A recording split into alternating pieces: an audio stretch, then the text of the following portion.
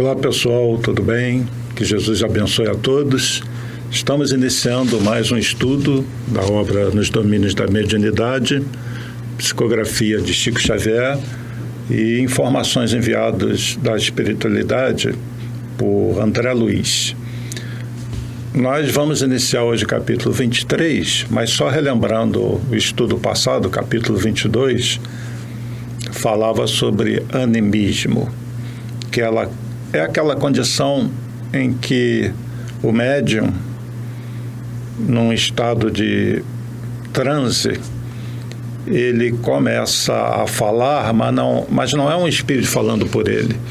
São as memórias dele, dessa vida, de outras vidas também pode acontecer, que afloram. O médium, naquele estado alterado de consciência, ele acessa o seu subconsciente. Lembrando que a nossa mente é como se fosse um edifício ou castelo de 3 andares.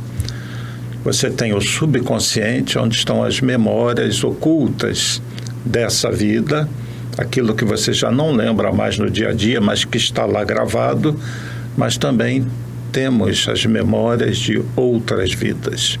Nós temos o consciente, que é a memória daquilo que está acontecendo no momento, e tem o superconsciente, que é o nosso acesso às energias, forças superiores, quando nós acessamos o nosso eu superior, quando realmente nós nos desprendemos das coisas desse mundo e abrimos os canais, uma consciência expandida, e conseguimos acessar outros níveis de consciência.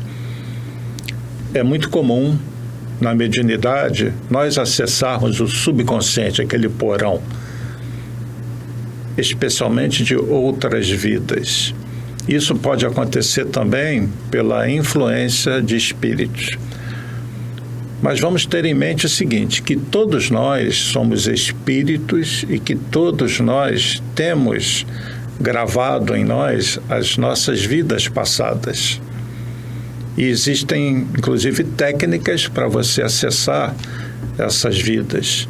Eu não recomendo que as pessoas tentem acessar esse passado por simples curiosidade, porque as recordações podem não ser muito boas. Daí, nós temos o esquecimento do passado, é uma lei. Às vezes, esse acesso ao passado é utilizado para tentar superar traumas, um medo. Existem hoje técnicos psiquiatras que realizam esse trabalho, a regressão, de memória. Mas no caso aqui, é numa casa espírita, uma senhora que está sofrendo um processo de obsessão e ela vai acessar o passado. Isso pode acontecer com qualquer um de nós? Pode, não é tão comum assim, mas pode acontecer. Nós, no fundo, temos algum sentimento de algo lá de trás. Nós trazemos a nossa índole, os nossos vícios, o nosso progresso. Então, de certa forma, nós temos uma ligação com esse passado. E tudo com relação ao passado que não seja muito bom é para nós superarmos na existência atual. Não devemos ficar preocupados com o passado. Devemos olhar para frente e investir todos os nossos esforços no dia de hoje para nos tornarmos seres melhores. Lembrando de tudo que Jesus ensinou, que tem como objetivo a reforma íntima, tem como objetivo fazer aflorar em nós esse ser superior que nós estamos sendo, vamos dizer assim, treinados para sermos, adquirindo conhecimentos novos, desenvolvendo virtudes, sobretudo o amor. Então, no capítulo 23, eu fiz aqui um pequeno resumo. Tem uma senhora que cai em convulsões numa casa espírita e ela está sob o comando de um hipnotizador. É um espírito obsessor que, na verdade, tem ligação com ela no passado. Eu vou ler conforme está aqui na obra. Então, André Luiz começa narrando assim, no capítulo 23. Levantara-se a dama de esquisita maneira e, rodopiando sobre os calcanhares, qual se um motor lhe acionasse os nervos, caiu em convulsões, inspirando piedade. Jazia sob o império de impassíveis entidades da sombra, sofrendo, contudo, mais fortemente a atuação de uma delas, que, ao enlaçá-la, parecia interessada em aniquilar-lhe a existência. Quer dizer, ela está sob a ação de vários espíritos obsessores, mas um deles se destaca e ele atua de forma muito intensa sobre ela. Então, continua o relato. A infortunada senhora, quase que uivando, à semelhança de loba ferida, gritava a debater-se no piso da sala, sob o olhar consternado de Raul, que exorava a bondade divina em silêncio. Nesses processos obsessivos, quando essa situação acontece fora da casa espírita e alguém tem uma crise e muda como se tivesse outra personalidade, isto é sempre visto normalmente como algo ligado à loucura, um desequilíbrio mental, mas na verdade, em muitos casos, é a pessoa sofrendo a influência espiritual. E em algumas situações é até meio chocante para quem presencia isso. Então nós temos lá Aulus, o instrutor, e nós temos o André Luiz com o seu amigo Hilário, né? E no caso aqui tem mais espíritos acompanhando esse processo na casa espírita, porque toda casa espírita tem a sua equipe espiritual que atua nesses casos. Então, continuando aqui, Aulus e o irmão Clementino, usando avançados recursos magnéticos, interferiram no deplorável duelo, constrangendo o obsessor a desvencilhar-se, de certo modo, da enferma, que continuou ainda assim dominada por ele a estreita distância. Após reerguer a doente, auxiliando-a a sentar-se, rente ao marido, nosso instrutor deu-se pressa em explicar-nos. Então, agora vem a explicação do que está acontecendo. E isso serve para todos nós. Já falei que todos esses ensinamentos aqui, eles são úteis para o trabalho na casa espírita, são úteis para quem lida diretamente com a mediunidade, mas servem para a nossa vida também. São conhecimentos que nós vamos levar conosco. E podem ter certeza, eles vão ser úteis. Então, são conhecimentos que servem para todos. Então, o instrutor vai falar assim: é um problema complexo de fascinação. Nossa irmã permanece controlada por terrível hipnotizador desencarnado. Ele falou terrível. Assistido por vários companheiros que se deixaram vencer pelas teias da vingança.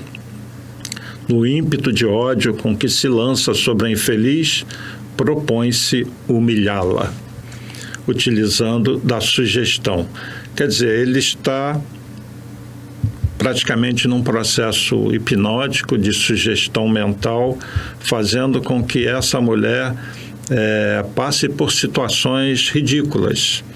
Imaginem uma pessoa num processo desse, incorporar literalmente um espírito desse no trabalho, por exemplo. Alguém já pode ter vivenciado situação assim. E André Luiz vai dizer que, na verdade, o instrutor, que eles parecem verdadeiros vampiros, né?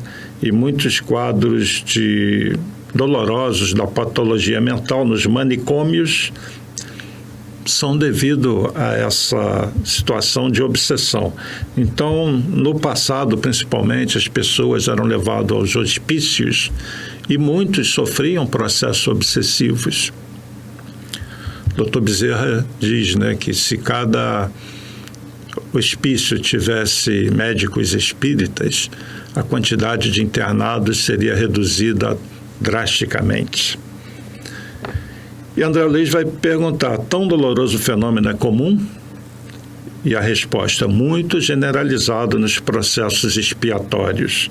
Quer dizer, existe essa situação em que a lei maior permite que um encarnado, num processo de expiação, estamos num planeta de provas, expiações, não se esqueçam disso. Então, em alguns casos, essa ligação é permitida porque é um processo expiatório.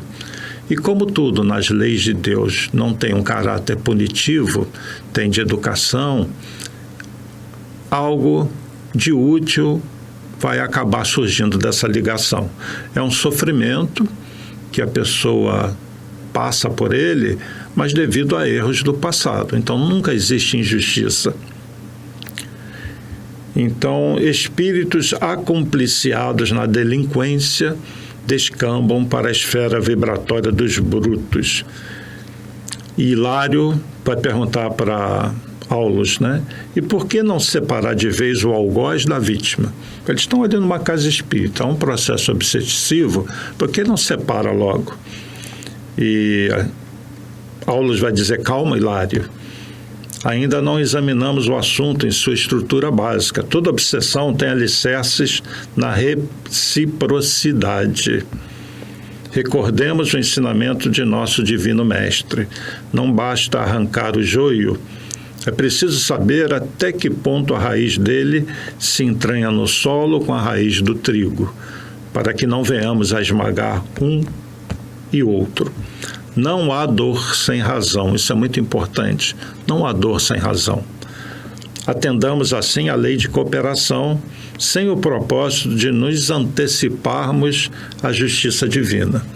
Ou seja, na visão do instrutor, se aquilo está acontecendo, existe um motivo, né? E as leis de Deus estão agindo.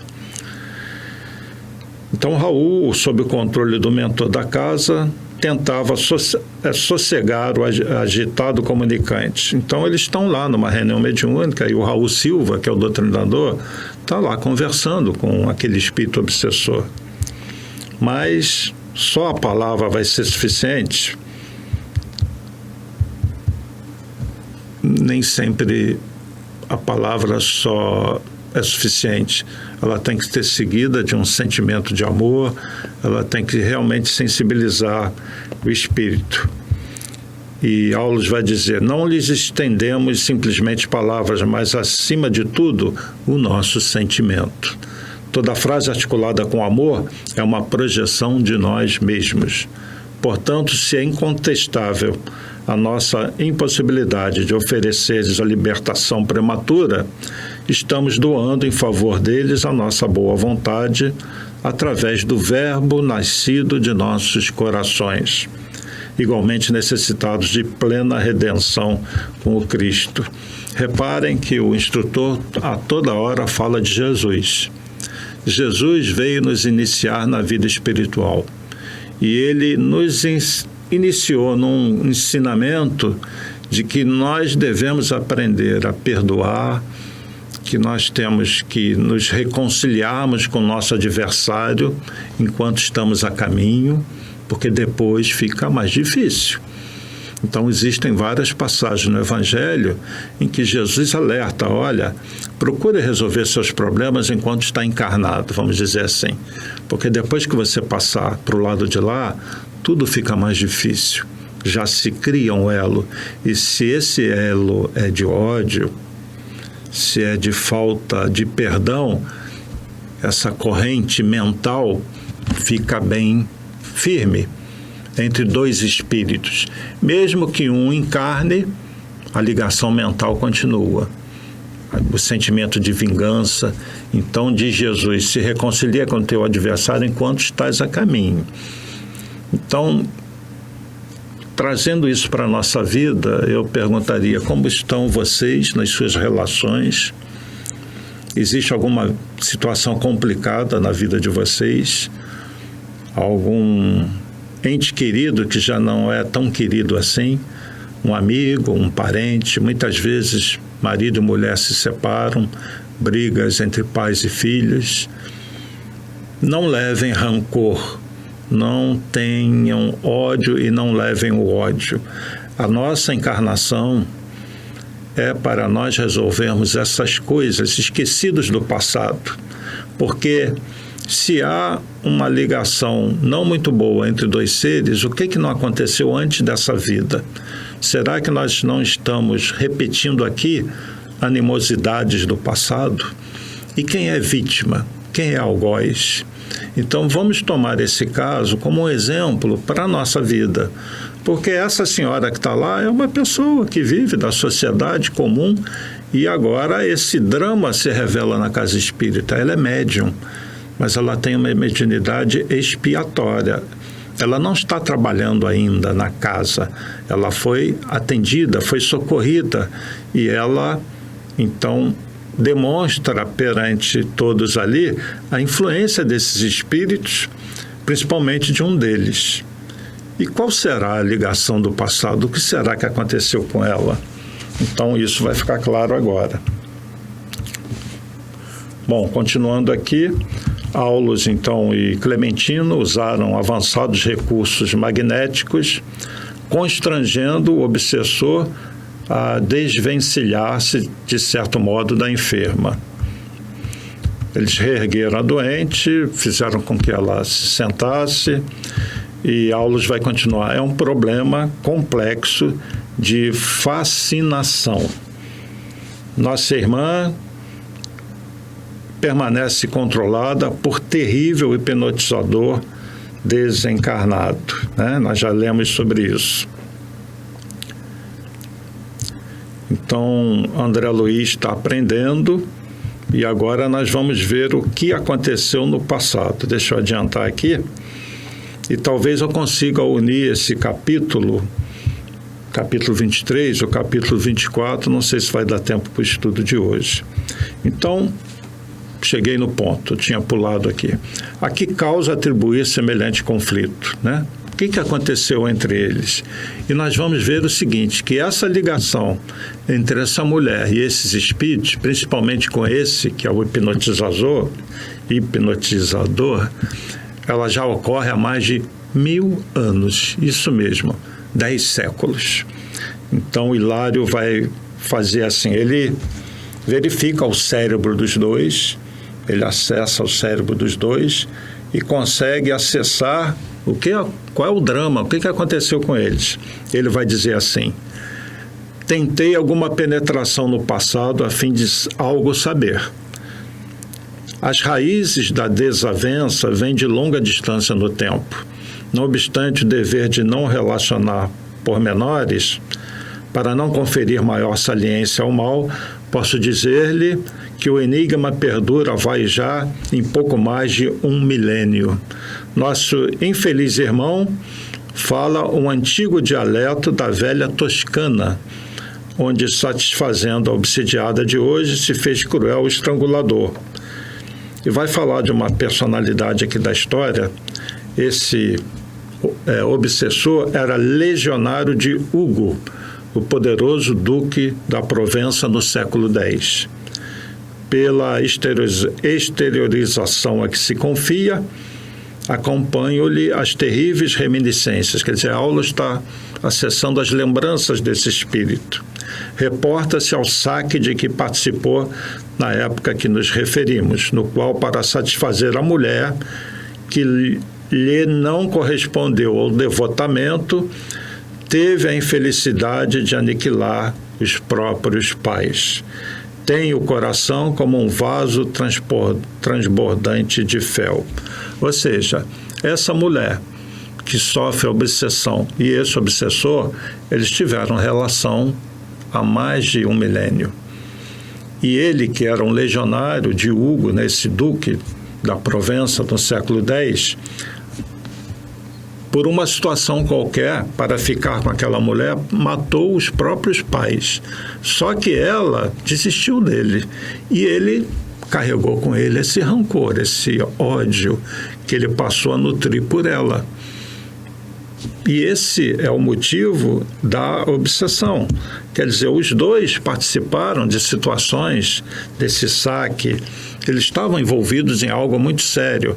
Lei de causa e efeito. Fica gravado no espírito. Então, eram dois corações desesperados no inferno estabelecido por eles mesmos. Não convinha analisar-lhes o sepulcro de fogo e lama nas sombras da retaguarda. Agora, interessante, ela vai começar a falar no processo obsessivo. E ela vai falar uma língua estranha, um dialeto antigo, uma língua morta, que não existe mais. E isso pode acontecer? Pode uma pessoa falar num processo de incorporação um idioma que ela não conhece? Sim, porque nós trazemos gravados em nós todas as vivências de outras vidas. O nosso corpo mental é algo complexo e nós trazemos todas as vivências, inclusive dos países em que vivemos, obviamente, os idiomas. Então, todos vocês sabem vários idiomas, sabiam disso? Não apenas o português. Agora, para num processo de incorporação, a pessoa que está incorporada a falar, é preciso que ela realmente tenha vivido. Ela não vai falar um idioma que ela já não viveu. Então, no caso dessa senhora, ela viveu em Provença, ela viveu naquela época e ela falava aquele dialeto. E pela influência mental dele, a ligação é tão forte que ela se comunica, então, falando aquele dialeto. E vai comentar que André Luiz: achávamos no Brasil, e a obsidiada ensaiava frases num dialeto já morto. E aí vem mais explicações. Primeiro, uma pergunta do André: por que motivo não assimilava o pensamento da entidade a empolgar-lhe o cérebro em ondas insofreáveis, transformando em palavras do português corrente? Né? Como aconteceu em vários casos, que a André Luiz está perguntando por que ela não fala em português, já que a ligação é mente a mente. E o Aulo vai explicar: estamos à frente de um caso de mediunidade poliglota ou de xenoglossia, explicou o assistente. Então, sempre que um médium se manifesta num idioma estranho, essa mediunidade, que ele chama aqui de mediunidade poliglota, tem um nome específico: xenoglossia. Não se esqueçam dessa palavra, xenoglossia. Então, lá na classificação dos vários tipos de mediunidade que nós temos lá no livro dos médiuns, a xenoglossia é essa capacidade que algumas pessoas têm de, por influência espiritual, acessar um idioma do passado. E o espírito fala através daquela pessoa, escreve através daquela pessoa. Nós temos psicografias do Divaldo em francês, temos psicografias do Chico Xavier em inglês. Então, e muito interessante, existe também no caso da psicografia, situações em que o médium escreve de trás para frente. Você, lendo o papel, não vai entender bem o que está escrito, mas se você inverter ou colocar sob a luz de uma vela ou sob a luz de uma lâmpada, invertendo, né, você vai ler a mensagem. Mas isso é outra história.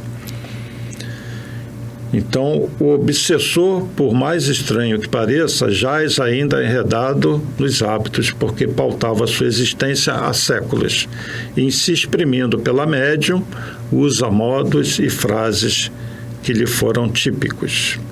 O problema é de sintonia, sempre é sintonia, né? Informou o assistente.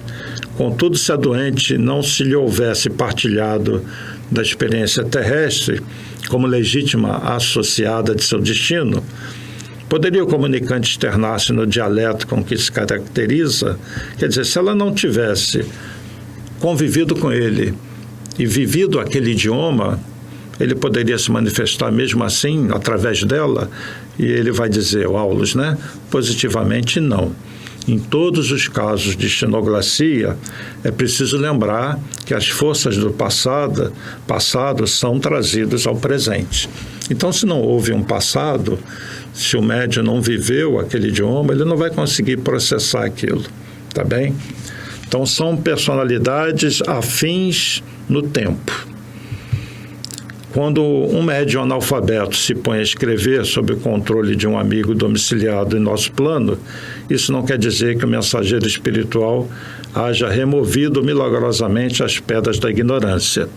Mostra simplesmente que o psicógrafo traz consigo de outras encarnações a arte da escrita já conquistada e retida no arquivo da memória.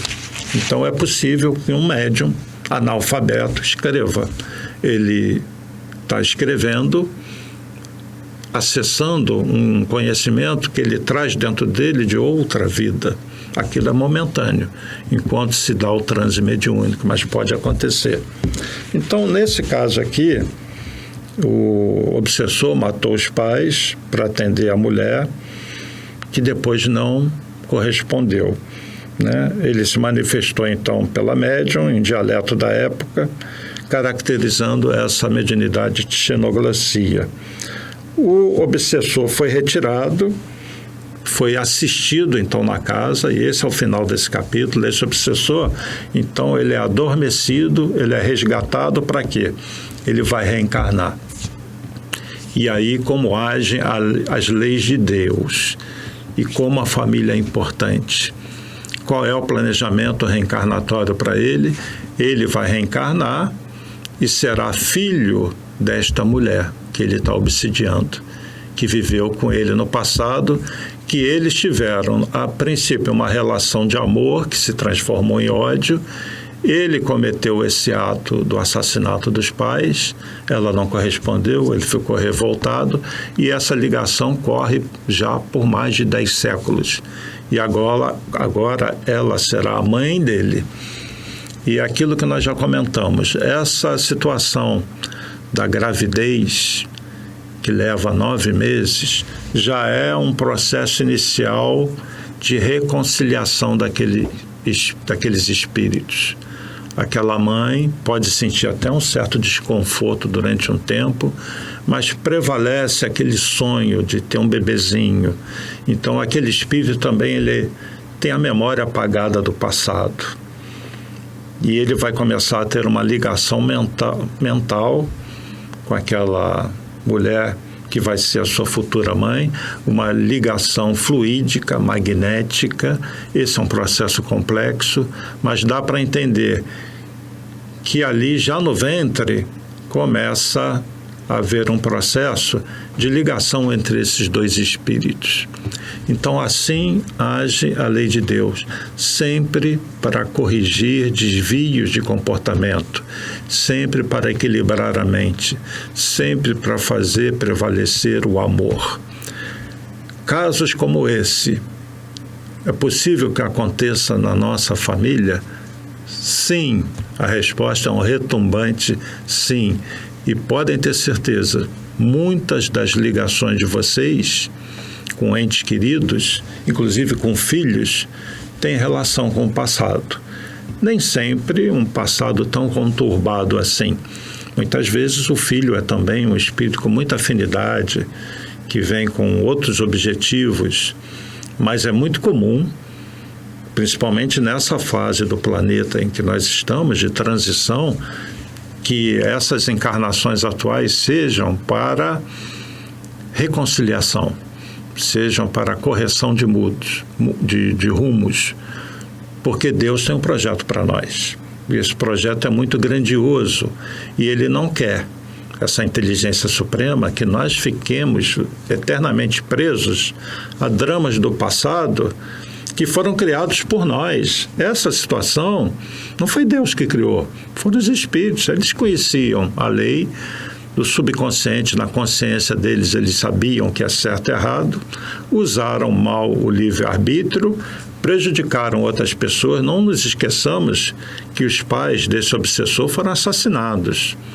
Nesse capítulo não fala nada sobre os pais, mas provavelmente nessa reencarnação desse obsessor, que vem então como filho dessa mulher que ele vem obsidiando há séculos, esses pais devem ter alguma relação na família. Quem sabe não serão filhos também, virão todos como irmãos?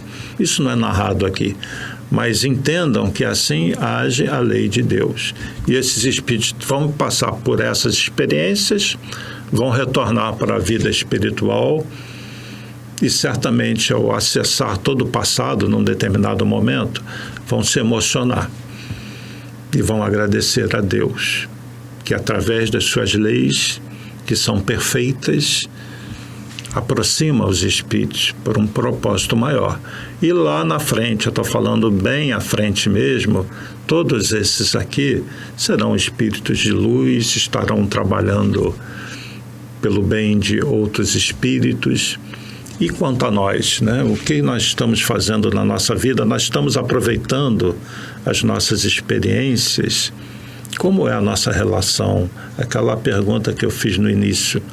Como estão as relações de vocês com pessoas da família, de fora da família? Não carreguem mágoas, não queiram vingança, vençam sentimentos de ódio, perdoem, entendam a condição, às vezes, infeliz de alguém que lhe faz o mal. E se você tem a convicção de que foi você quem errou, quem fez o mal, perdoe-se também. E vá pedir perdão. Por que não pedir perdão? A gente sempre quer ser perdoado, né? Então, vamos pedir perdão, não só a Deus, mas aquela pessoa que a gente prejudicou. É um ato de humildade, é um ato que eleva a pessoa que pede perdão. Se o outro já se foi, através da prece, peça perdão e mostre através de seus atos que você não é a mesma pessoa. Então, nós estamos vivendo num planeta ainda de provas e expiações, rumando para a regeneração, e nós temos que ter a noção de que a nossa vida atual é muito importante, que nós estamos realmente assim passando por um momento muito importante em todas as nossas vidas e que nós temos que agora construir a felicidade dentro de nós. Esses ensinamentos são para o nosso progresso, são para o nosso crescimento. Então eu peço que vocês leiam o capítulo, é o capítulo 23, e vamos rumar agora para o capítulo 24, que tem coisas semelhantes com essas ligações nossas com o passado. Então vamos dar prosseguimento agora no capítulo 24. Eu não vou ler como eu li o anterior, porque existe uma relação entre os dois no que está sendo ensinado, né? Então esse capítulo narra o quê? O intercâmbio mediúnico entre os membros de uma família. E mostra também o planejamento reencarnatório, como que a família é usada para reajuste de espíritos. Então, na nossa família, nós temos situações diferentes. Pais e filhos podem ter tido no passado uma relação muito boa e podem vir por afinidade num planejamento reencarnatório com uma série de objetivos, vamos dizer assim. Mas pode acontecer também que um ou mais membros da família tenha uma relação do passado que não tenha sido muito boa. Então, nessa lei maior, a espiritualidade que coordena todo esse processo, que planeja as reencarnações, une espíritos. Alguns vão na frente para constituir uma família e receber aqueles que vão depois. E muitas vezes essa ligação entre esses seres não foi muito boa no passado, o que não quer dizer que não possa ser muito boa no presente. Mas o objetivo é sempre a reconciliação, é sempre o progresso, é um mecanismo, a propósito, muito inteligente, em que a gente esquece do passado, vai viver uma nova oportunidade. Então, a reencarnação é a oportunidade que Deus dá. Vida mais feliz, mais completa, a gente vai ter mais à frente. Jesus falou, né, que a felicidade não é deste mundo. Então, nós estamos saindo de uma fase de espíritos que tiveram um passado muito conturbado e nós já conseguimos vislumbrar uma luz. Inclusive, esse mundo de regeneração, onde o bem prevalece sobre o mal, já vai ser um mundo, um planeta Terra muito melhor à medida que avançar nessa regeneração, que leva milênios, viu? Para quem não sabe, nós estamos, ao longo desse século, entrando lentamente na regeneração. Talvez lentamente não, está se acelerando muito agora o processo. Mas não é uma coisa assim, você um dia prova expiação, outro dia regeneração. Isso vai num crescente, num degradê. Então, Emmanuel falou que por volta de 2057, nós vamos começar a ingressar no mundo da regeneração. Agora, esse mundo de regeneração, ele prevalece durante milênios. Disse Chico Xavier, em torno de 7.000 anos. Então, nós vamos viver no mundo de regeneração durante cerca de 7.000 anos, com pequenas variações de espírito para espírito, porque nós podemos acelerar o nosso progresso. E nós temos muito conhecimento a adquirir das leis naturais, da ciência e muito do desenvolvimento moral. O nível de amor, de virtudes que nós vamos alcançar é muito distante ainda desse que nós estamos no momento. Então, nesse caso aqui do capítulo 24, eu vou resumir para vocês. Uma pessoa, na presença de André Luiz, de Hilário, de Aulus, cai lá tremendo, gemendo, e eles vão analisar o caso dele. Então, eles vão até a situação da família desse espírito. Ele, desde a infância, sofre uma luta expiatória.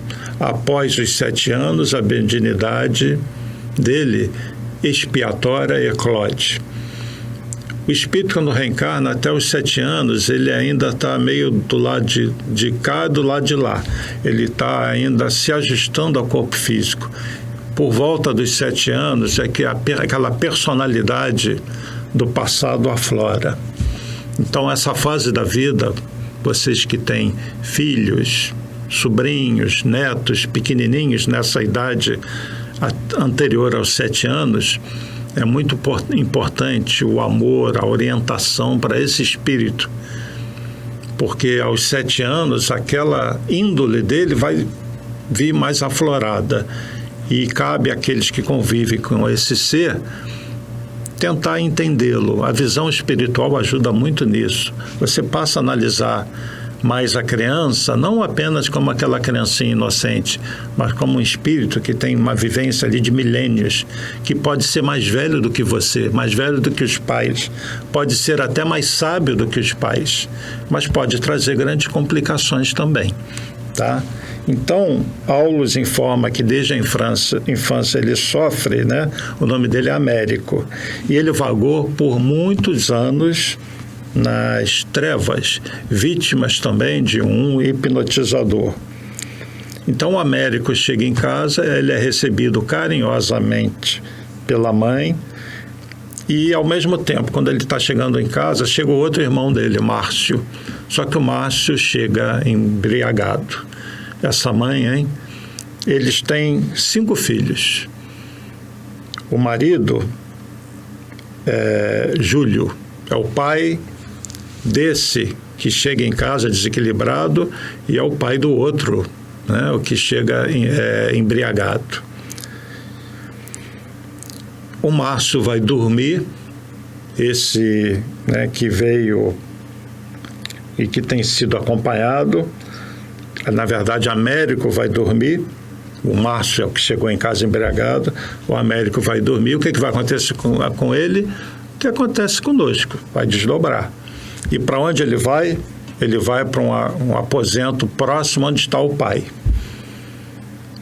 E ele vai ficar próximo ao pai. O pai é Júlio. Ele é paralítico. E o que aconteceu com esse pai e esses filhos. Os filhos dele são 4 homens e uma mulher. A mulher não tem grandes problemas lá de trás, mas os 4 filhos, em outra encarnação, foram comparsa desse que agora é o pai, e eles formavam um bando de bandidos, e que não faziam coisas boas, obviamente. Então trazem muitos débitos do passado. E vejam bem o planejamento reencarnatório. Esse bando do passado vem todo agora numa mesma família. Júlio, o pai, ele já se tornou espírita, ele já está com a mente voltada para outras aspirações e suporta toda a dor causada por esses espíritos que foram ligados a ele no passado e que ainda trazem muitos desequilíbrios, que estão tendo resistência a uma reforma íntima. Então, cabe a Júlio, esse pai, e a mãe aqui, que pelo que eu vi não é dado o nome dela, eles são a fortaleza desses 5 filhos, inclusive da filha, que é a Laura, que vai ajudar, será como um suporte também da família, mas que tem como meta reajustar esses 4 que lá atrás faziam parte do bando e que agora vêm como filhos. Então, repararam como que numa família, muitas vezes, a situação é muito complicada, de relacionamento, de comportamento, e isso tem a ver com o passado. Nós temos que respeitar muito a vida dos outros. Nós temos que olhar para nós, analisar como é a nossa situação de vida, a nossa família. Primeiro temos que olhar para nós. Mas quando nós nos deparamos com dramas que outras pessoas vivem, não vamos julgar. Por isso que Jesus falou também, né? Para você não ver o cisco no olho do irmão e você não está nem aí para a trave que você traz no teu olho.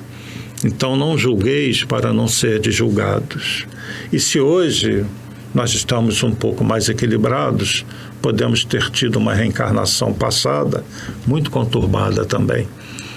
O importante é o seguinte: o que estamos fazendo da nossa vida, essas coisas que nós estamos estudando hoje, desses 2 capítulos, 23 e 24, são sérias, né? A nossa vida, ela é séria, ela tem que ser bem vivida, com alegria. Nós temos que buscar o equilíbrio, nós temos que aproveitar a vida. É aquilo que eu disse no estudo passado, nós somos homens do mundo, seres do mundo. Vamos viver o mundo com tudo que ele traz.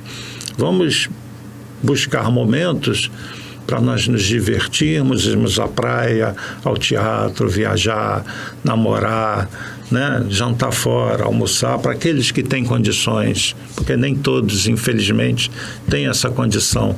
E buscam o seu lazer de outras formas. Mas vamos procurar viver o mundo, mas, ao mesmo tempo, vamos olhar para dentro de nós, vamos analisar como as coisas têm acontecido na nossa existência, vamos nos ver como espíritos e, sobretudo, vamos focar no futuro. E focando no futuro, numa vida mais feliz, vamos trazer essa felicidade futura para o presente. Vamos tentar aproveitar ao máximo os bons momentos, junto com os amigos, junto com a família, e vamos aprender a perdoar, vamos ser indulgentes. Aí, numa situação dessa, é necessário que esse pai seja indulgente. O que é indulgência? Aceitar o outro com a imperfeição que ele traz. Procurar ajudar, mas não ficar julgando. Não adianta nada. Nós temos que ser indulgentes. Isso é caridade também. Como quem Jesus entendia a caridade, benevolência, ser bom para todos, indulgência, aceitar todos como são, com as suas imperfeições, e quando essa imperfeição do outro se volta contra você, quando se gera um mal para você, você tem que transformar essa indulgência em perdão. Então, benevolência, indulgência e perdão das ofensas, isso é a verdadeira caridade, como entendia Jesus. E temos que ser caridosos, primeiro, com aqueles que nos cercam, dentro do nosso lar, nas nossas relações diárias e quando vamos para a rua também. Então, antes de querer fazer o bem para as pessoas que nós não conhecemos, ser caridosos, vamos ser caridosos dentro do nosso ambiente doméstico.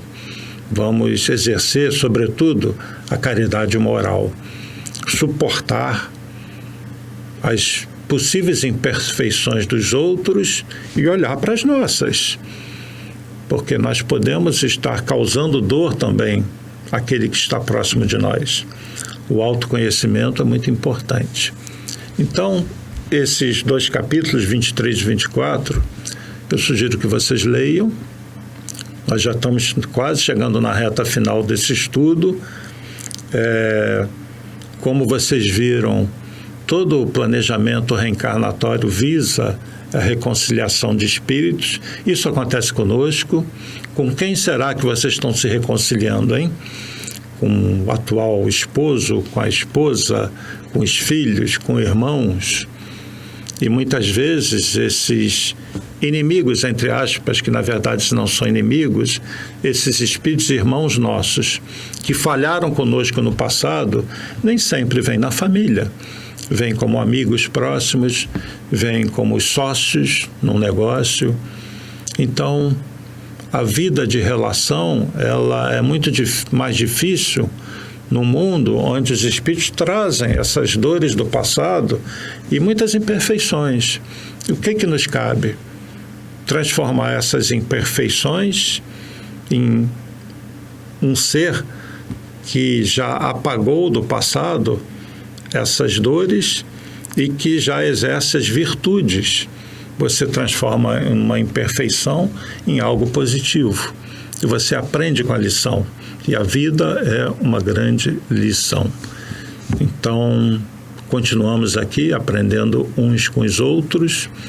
E quando as casas espíritas voltarem em definitivo, o próprio MAPRE, quando reabrir, vamos tomar cuidado com as nossas relações também dentro da casa espírita, que não deixa de ser uma prova para todos nós. Então, que Jesus abençoe a todos. Eu agradeço a todos aí pela atenção, os seus comentários. É muito importante, às vezes eu sempre vejo os comentários, normalmente no dia seguinte que vai ao ar o programa, aí eu dou uma olhada, dou uma curtida lá, respondo a alguém e agradeço muito a vocês. E aproveitem o estudo. Eu espero que todos estejam realmente lendo essa obra e com as informações que eu dou aqui, com certeza vai ficar mais fácil na leitura o entendimento daquilo que está sendo lido. E aí a leitura passa a ser um verdadeiro estudo, passa a ser uma reflexão profunda sobre a vida de todos nós. Então, que Jesus abençoe a todos, ilumine os lares de todos os seus familiares, paz e bem, paz e luz, paz, muita paz.